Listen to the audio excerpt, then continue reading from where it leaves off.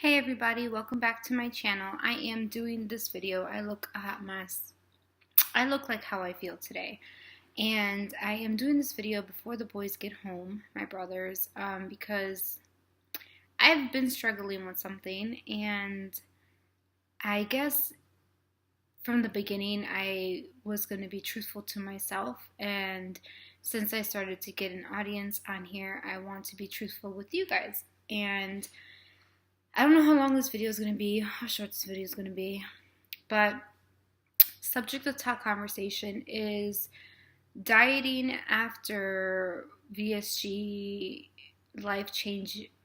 your life changes. I've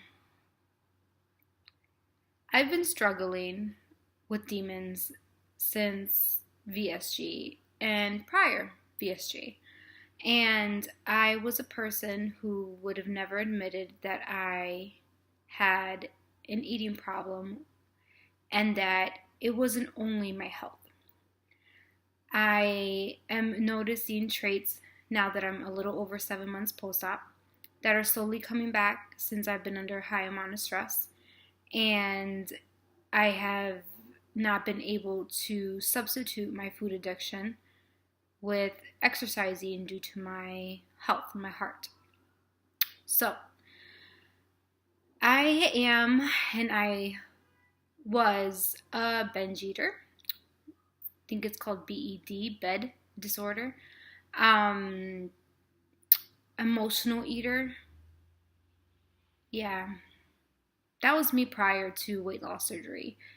And even though a lot of my issues with my weight had to do with my health, I enabled it to go as far as it did because I wasn't able to control my situations, my things that were happening in my life, and the only thing I can control was food. I was able to control what went in my mouth, how much went in my mouth, and how often it went in my mouth. That was the only thing I felt I had control of. So when I did my psych eval, till that day I denied it. But I think now reflecting, now that it's been 7 months post-op vertical sleeve gastrectomy, I am been put back into life's many beautiful tests and tribulations.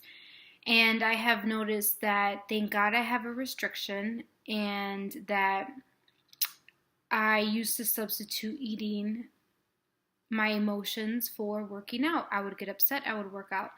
I was bored, I would work out. I did so much physical activity, which is a healthier substitute than eating.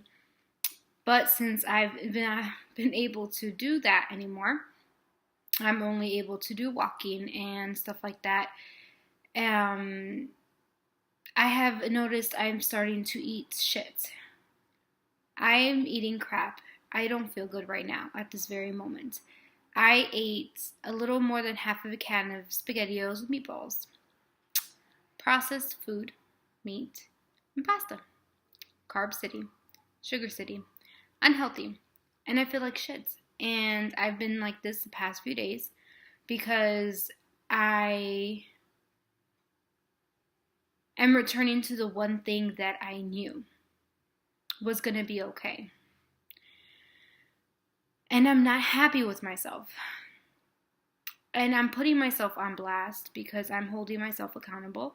And for those people that are going to be going to the journey, are in the journey, you're going to end up, a lot of people end up later, post-op, talking about it.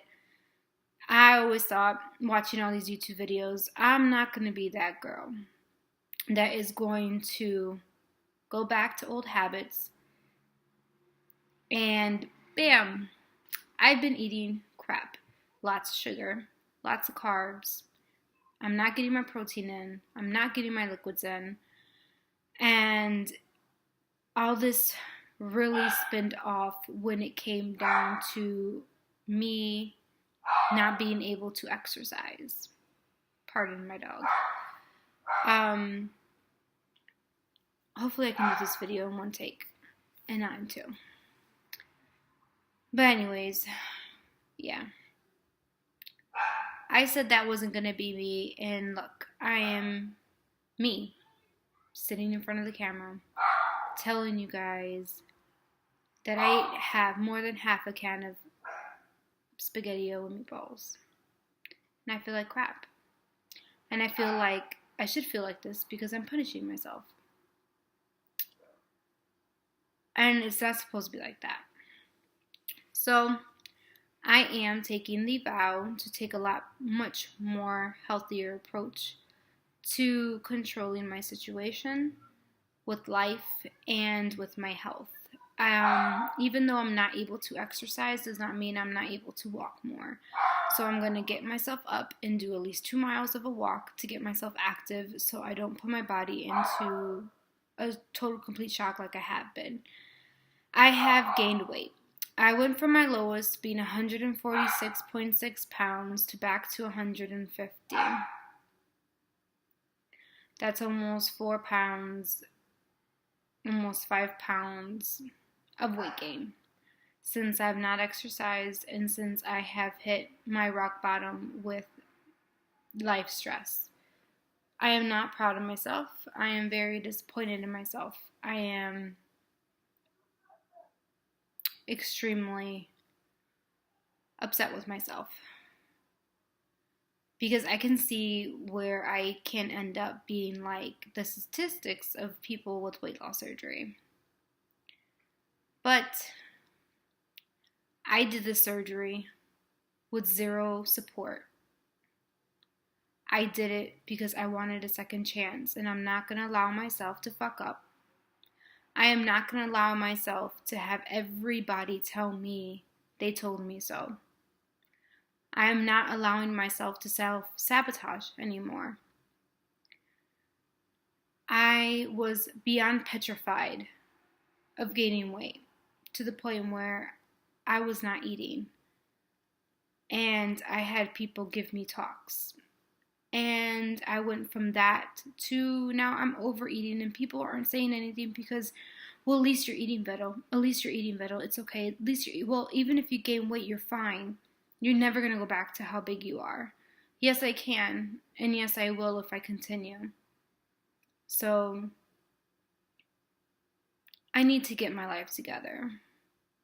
And if it's me by posting more, if it's by posting on here, posting on Instagram, I need to hold myself accountable for my actions, and I am. And I should not be using that my heart, irregular heartbeat, I can't exercise, therefore I can just chill and not do anything and eat crap. I have to make sure that I don't do that. Sorry about that. So I'm going to wrap this up, I guess, because I have children that are about to walk in the door. But I wanted just to post this up because I look at these videos as much as anybody that passes by my YouTube watches these videos. Just to remind myself, I have been through hell. I've walked through fire and damn near died a few times.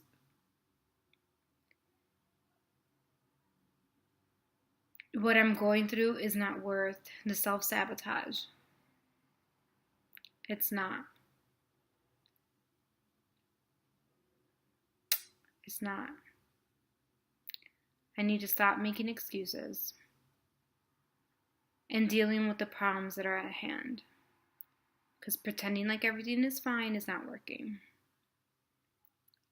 And what I'm doing to myself is not cool neither. So, I promised I was going to give you guys the video, my journey, and this is part of my journey. Please be gentle, but it is what it is. You guys have comments, feel free. Comments, whether they be nice or not, it's okay. This is not to discourage anybody. This is honestly a pattern I've gone through and I'm dealing with. And my goal is to be true to myself and my journey. That's it. And if people choose to watch me and follow me and do better, that's great. But it's not always sunflowers and rainbows. You get thunderstorms. Life happens. It might not happen soon, it might happen later. Nevertheless, it is part of your journey and it is part of my journey. We might not all go through the same experiences, we might go through different things, but this is part of my journey, and I decided to document it because I've been battling with these demons for a while. And I will probably be inserting some venting videos, and that's what it's going to be called, Weight Loss Addition Venting, because it was during the time frame of me having problems with people talking about eating and my food and how I felt about it and how I reacted towards them.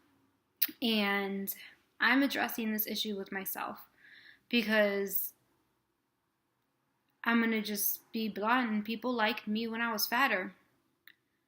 People cared about me more when I was fatter. They think I've changed and I'm not the same person. And yeah, that's true, but it's not in the bad way. I don't do a lot of things that require me to eat so much, but I'm still the same Vito.